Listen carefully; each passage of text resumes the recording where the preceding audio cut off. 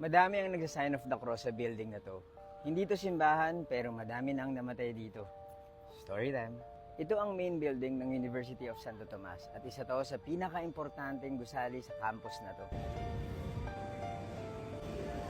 Dami nag-aakala na simbahan to, pero isa tong building na mga classroom at opisina. Hindi ko naman sila masisisi kasi yung building mukha talagang simbahan dahil madaming statwa. Pero hindi mga santo yung statwa, kundi mga anghel at mga academic scholars. May dinala nga ako dito recently galing sa ibang school at nag-sign of the cross siya. Akala niya daw simbahan, pero ang hindi niya alam, madaming namatay sa building na to.